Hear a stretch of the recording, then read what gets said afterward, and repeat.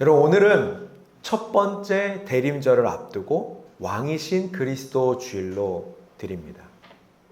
대부분 성도님들께서는 처음 들어본 교회 절기일 것입니다. 죄송합니다.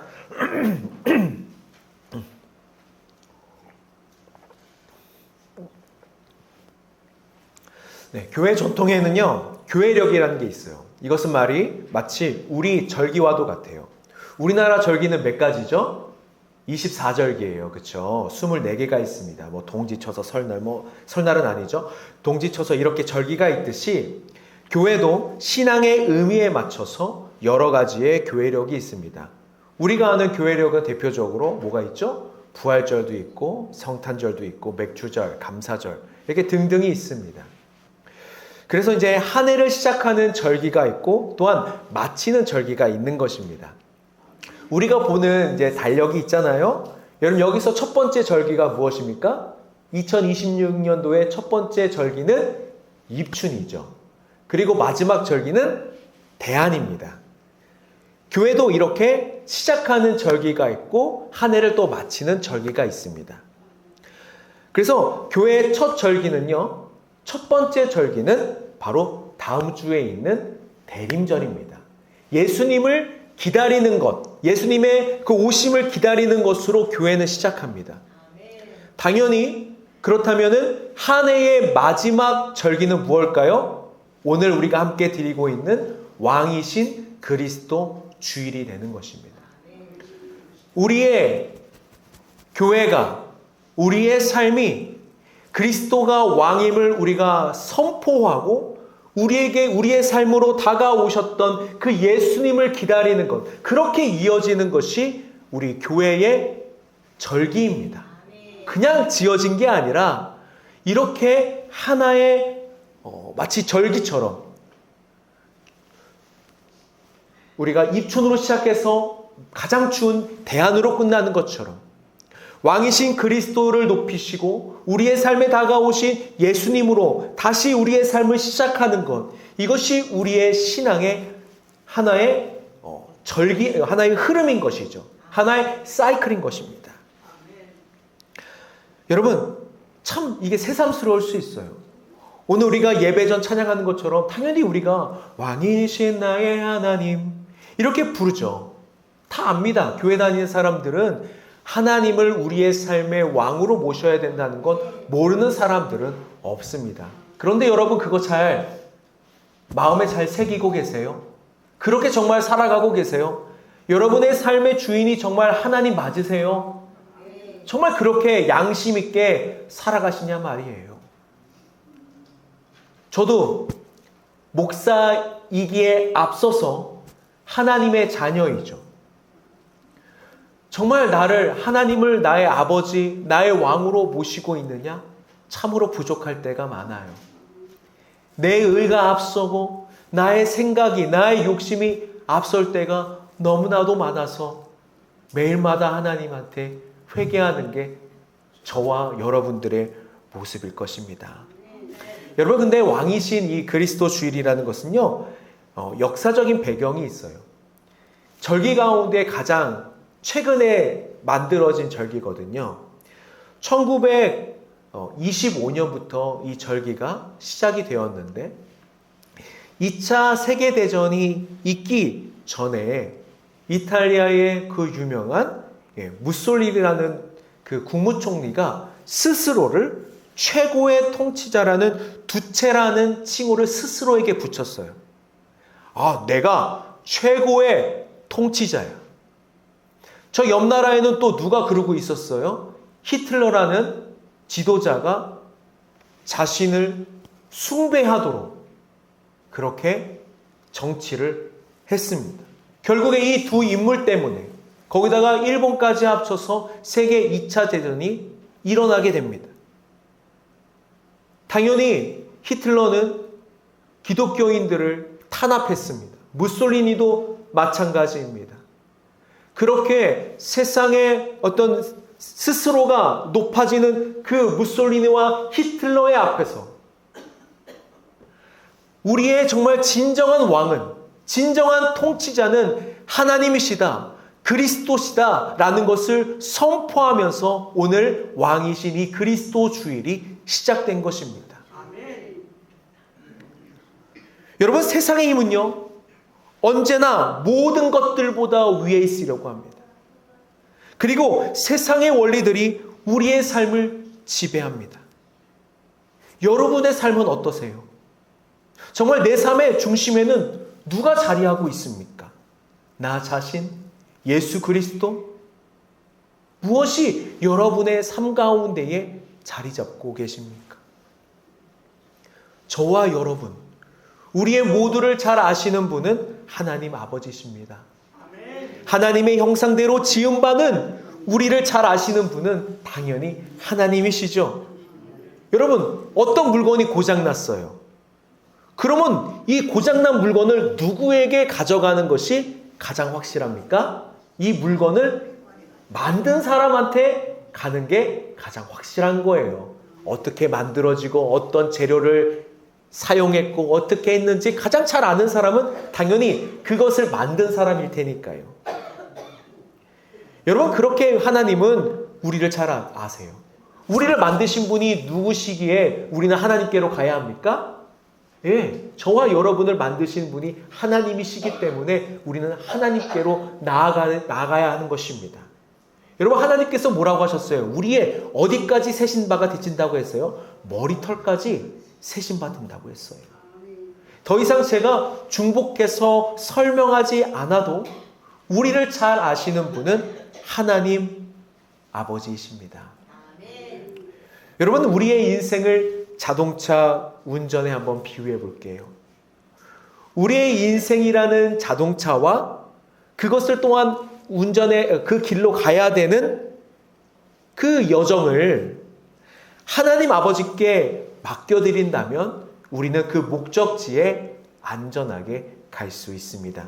그러나 우리가 우리의 인생이라는 운전대를 잡는 것은 참으로 위험합니다. 내일 일도 모르는데요. 우리가 그 내일 일도 모르는 우리가 운전을 하면서 간다는 것. 고장이 나면 어떻게 고칠지 모르는 우리인 것인데 우리가 그 운전대를 잡는 것이 얼마나 위험천만한 일인지 모릅니다. 근데 우리의 삶은 어떻습니까? 우리의 운전대를 잡고 계시는 하나님 비켜보라는 겁니다. 하나님, 제가 좀 운전 좀 해볼게요. 좀 나와보세요. 그 운전석에서 나와보세요. 저도 운전할 줄 알거든요. 나와보세요. 그러다가 어떻게 됩니까? 사고가 납니다. 자빠집니다.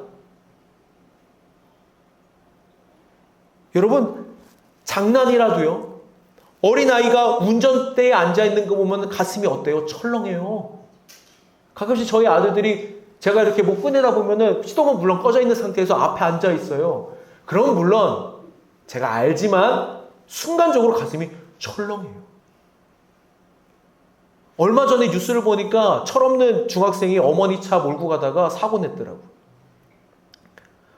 하나님께서 우리를 보시는 마음도 그러한 거예요.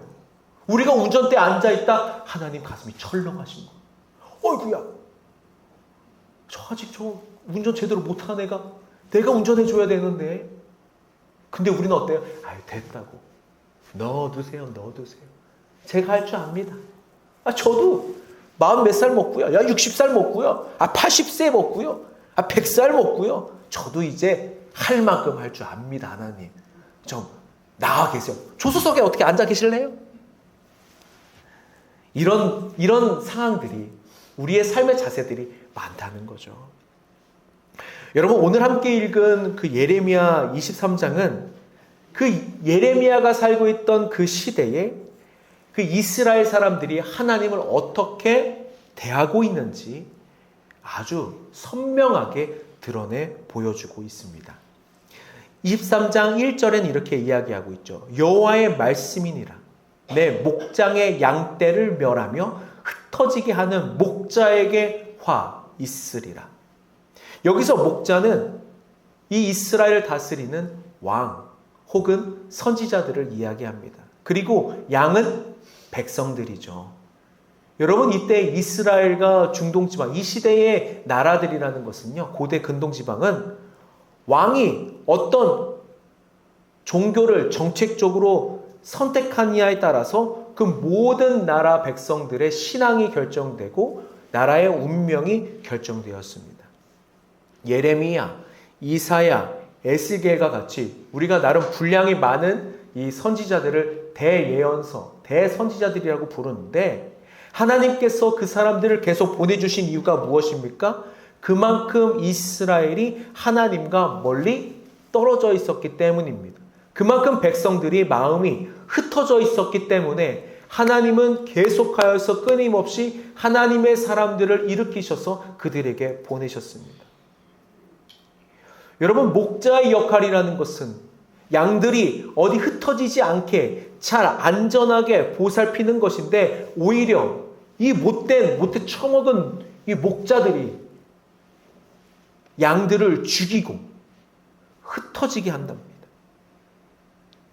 이스라엘은 이때 당시에 자신들의 그 생존을 위해서 주변에 강력한 힘을 가진 나라들의 우상을 섬겼습니다. 그 의미는, 당신이 섬기고 있는 신을 내가 섬깁니다. 그러니 우리를 공격하지 말아주세요. 우리와 친하게 지내주세요. 당신의 왕이 우리의 곧 왕입니다. 그렇게 굴욕적인 외교를 하고 있었다는 것입니다. 여러분, 이스라엘은 누구입니까? 하나님께서 선택한 백성이고 하나님의 능력과 하나님의 은혜로 살아가는 백성들입니다. 그들이 잘나서 선택받았습니까? 가장 연약했기 때문에, 바람이 불면 흩어질 수밖에 없는 가장 연약한 민족이었기 때문에 하나님께서는 그들을 선택하셨습니다. 하나님께서 왜 우리를 선택하셨습니까? 우리도 마찬가지로 불면은 흩어질 수밖에 없는 연약한 인생들이기 때문입니다. 여러분, 이때 이스라엘이라는 운전대를 누가 운전하고 있었습니까? 우상이 운전하고 있었습니다. 원래는 누가 운전했던 국가입니까? 하나님이 운전하고 계셨지만 지금은 우상들이 운전대를 잡고 있어서 언제 사고가 날지 모르는 불안한 상황 가운데 놓여 있는 것이죠. 여러분, 이럴 때 부모는 어떻게 합니까? 아이가 운전대를 잡고 있으면 어떻게 해야 됩니까? 나와. 야, 너 큰일 나. 나와. 아빠가 운전할게. 하나님께서는 포기하지 아니하십니다. 그 이스라엘의 길이 어긋나 있더라도 자신이 운전하게 못하고 위험한 천만한 일을 하고 있지만 하나님은 포기하지 아니하시고 끊임없이 그들이 돌아킬 수 있도록 선지자들을 보내셨습니다. 여러분, 우리의 삶이 얼마나 불안해요. 정말로 내일 일도 모르잖아요. 제가 청년 때에 너무나도 제가 존경하고 사랑했던 권사님이 계셨어요. 저를 많이 신앙적으로 이끌어 주셨어요. 근데 갑자기 암에 걸리셨어요. 그리고 순식간에 6개월 만에 암센터 병원에 호스피스 병동으로 올라가셨어요. 그 권사님은 마지막까지 저에게 하나님, 예수 그리스도, 성령님을 잘 따르고 믿으라고 오히려 권면해 주셨어요. 여러분, 권사님도 끝까지 살고 싶으셨을 거예요. 그 권사님도 내일을 보고 싶으셨을 거예요. 근데 그 권사님은 내일을 보지 못하고 하나님의 나라로 올라가셨어요. 여러분, 우리가 내일 눈을 뜰 거라고 어떻게 그렇게 확신합니까? 오늘을 살고 싶었지만 엊그제 저녁에 명을 달리하신 분들이 얼마나 많은지 모릅니다. 지금도 제 주변에는 매일마다 죽음 앞에서 싸우는 나의 믿음의 동지들이 있고 또한 형제들이 있습니다. 그들은 오늘을 살고 싶어 합니다. 여러분, 그렇게 우리는 오늘을 모르는, 내일을 모르는 연약한 인생들입니다. 우리가 불안할 것은 수억만 가지입니다. 자녀, 사업, 돈, 내 땅, 하고자 하면 여러 가지예요. 저도 다음 주에 건강검진 받으러 가거든요. 건강검진 받으니까 뭐 먹지 말고 뭐 조심하라고 전화가 왔는데 그거 들으니까 저 마음 편안했다가 그 전화 받으니까 왜 이렇게 불안한지 모르겠어요. 야, 나 선곡교회 맡은 지 얼마 안 됐는데 뭐라도 하나 용정이라도 하나 나오면 어쩌냐. 그런 마음이 제 안에서 이렇게 뽀글뽀글뽀글하고 올라오는 거예요.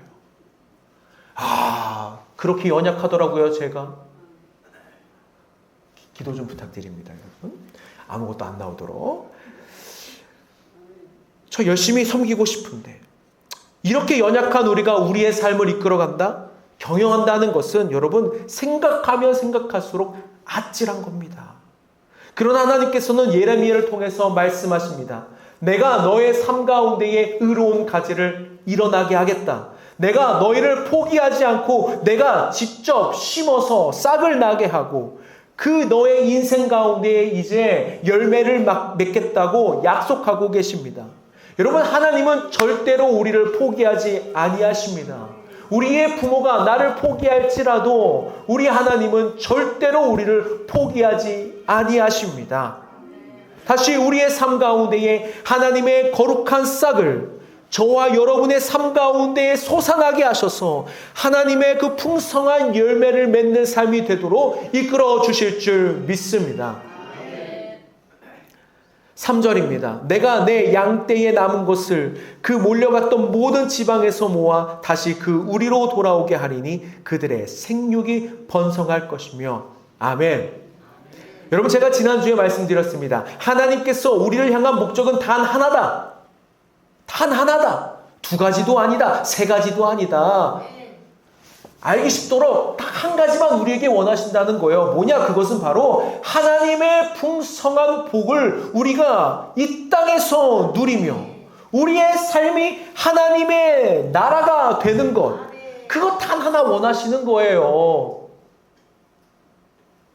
그렇기 때문에 하나님은 우리 인류를 언제나 하나님의 선하고 의로우신 그 복으로 초청하셔서 우리를 이끌어주고 계시는 것입니다. 여러분, 나조차도 나의 삶을 포기할 수 있습니다.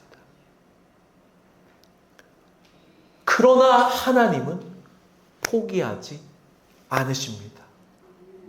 우리가 맨날 죽는다 하여도 하나님은 그 사람 죽이지 않고 끝까지 붙들어 주세요.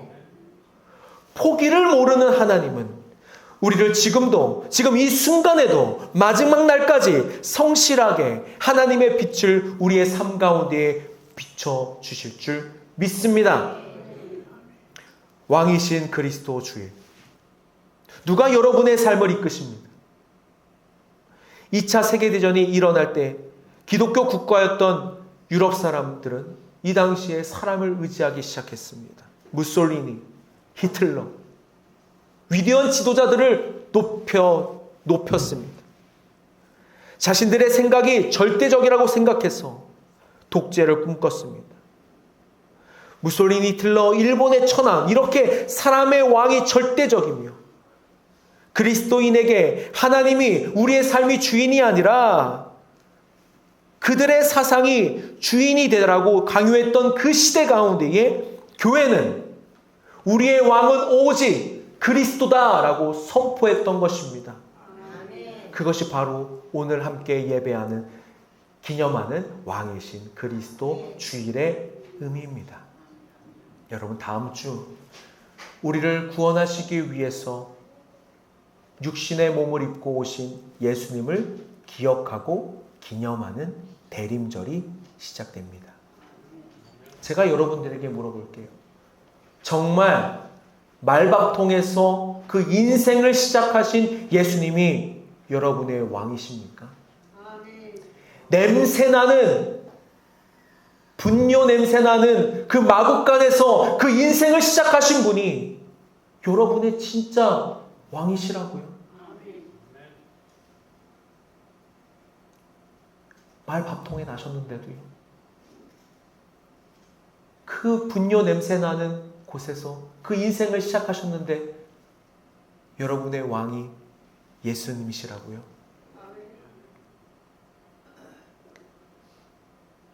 우리의 왕이신 예수께서는 지혜의 근본이십니다.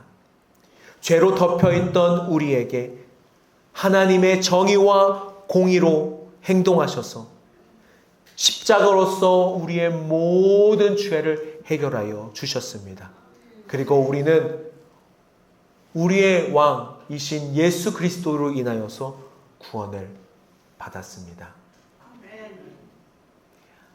성곡교회 성도 여러분, 여러분의 삶 가운데에 그리스도가 왕이 되시는 삶을 살아내시길 바랍니다. 저는 살아낸다는 표현이 신앙인들에게 맞다고 생각합니다. 사십시오라고 선포하는 것이 아니라 그것을 살아내야 하는 것입니다. 살아낸다는 것은 뭡니까? 과정이 필요한다는 겁니다. 무턱대고 사십시오 하고 여러분들에게 책임을 전가하는 것이 아니라 저와 여러분이 신앙 공동체로서 함께 그 그리스도인으로서의 삶을 살아내자고 우리가 함께 다짐하는 것입니다. 그렇기 때문에 여러분 삶 가운데에 예수 그리스도가 왕이 되시는 삶을 살아내시길 바랍니다. 세상의 논리와 힘이 여러분의 왕이 되시는 것을 멈추십시오. 명예와 돈이 그리고 자녀가 왕이 되고 있는 그 삶을 멈추십시오. 여러분의 즐거움이, 쾌락이 여러분이 왕이 되는 것을 이제 멈추십시오. 주 예수보다 귀한 것은 없습니다. 왜냐? 하나님 아버지만이 우리의 삶을 인도하실 수 있기 때문입니다. 믿을 수 있는 유일한 드라이버, 운전자가 하나님이시기 때문입니다. 여러분의 인생을 누가 운전하고 계십니까? 우주의 방법과 원리를 창조하신 분이 운전하도록 운전대를 내어드리십시오. 운전대를 내어드리세요. 하나님, 제가 옆에 탈게요. 하나님께서 운전해 주세요. 면허 없는 부적격한 여러분이 운전하려고 애쓰지 마세요. 사고 납니다. 그러나 유일한 면허를 가지고 계신 하나님 아버지께서 우리를 이끄실 때에 우리는 6절과 같은 삶의 모습이 있게 됩니다. 6절을 눈으로 보시고 제가 새 번역으로 제가 읽어드리겠습니다. 그때가 오면 유다가 구원을 받을 것이며 이스라엘이 안전한 거처가 될 것이다. 사람들이 그 이름을 주님은 우리의 구원이시다 라고 부를 것이다. 아멘. 하나님이 붙드시는 인생은 구원받습니다. 안전한 거처가 됩니다. 하나님이 함께 하시기 때문에 우리의 처지가 어떠하더라도 여러분의 삶의 자리가 하나님의 나라인 줄 믿습니다. 그래서 우리가 좋아하는 찬양을 우리가 부르는 거예요. 내 영혼이 은총 입어 중한 죄짐 벗고오니 슬픔 많은 이 세상도 천국으로 화도다. 할렐루야 찬양하세. 내 모든 죄 사함 받고 주 예수와 동행하니 그 어디나 하늘나라 높은 산이 거친 들이 초막이나 궁궐이나 내 주 예수 모신 곳이 그 어디나 하늘나라. 다 같이 찬양할까요? 할렐루야 찬양하세. 내 모든 죄 사함 받고 주 예수와 동행하니 그 어디나 하늘나라. 아멘. 높은 산과 거친 들이 있더라도 내가 거처하는 것이 초막이지만 아니면 궁궐이지만 내 주 예수를 왕으로 모신 곳, 그곳이 그 어디나 하늘나라인 줄 믿습니다. 여러분의 처지가 어떠하더라도 하나님이 그 계신 곳이 하늘나라인 줄 믿습니다. 여러분의 슬픔 가운데 하나님이 함께 한다면 그곳이 하나님의 나라인 줄 믿습니다. 여러분의 눈물 가운데에 하나님은 외면하지 아니하시고 하나님께서 함께 하신다면 그곳이 하늘나라인 줄 믿습니다. 그러나 여러분 궁궐이지만 아무리 별 무궁화 5개짜리 특급 호텔에 있더라도 우리가 거할지라도 하나님이 계시지 않는다면 그곳은 별 볼 일 없는 거예요. 하지만 초막이라도 초가집이라도 흙집이라도 우리의 왕이신 하나님이 계시면 그곳은 하늘나라인 줄 믿습니다. 우리의 왕이신 하나님이 여러분의 삶을 어떻게 이끌고 가시는지 그 사랑을 경험하시는 한 주가 되시길 바랍니다. 그리고 다음 주에 오실 때는 나의 왕이신 하나님께서 그 그리스도께서 우리의 삶을 어떻게 인도하셨는지 우리가 밥 먹을 때 김장만 물어보지 마시고 하나님께서 우리를 어떻게 인도하셨는지가 우리의 서로의 문안 인사가 되었으면 좋겠습니다. 제가 잠시 기도하도록 하겠습니다. 사랑이 많으신 하나님 아버지, 오늘도 귀한 말씀으로 말미암아 하나님이 우리의 주인이실 때에 우리의 삶 가운데에 평안함이 있는 줄 믿습니다.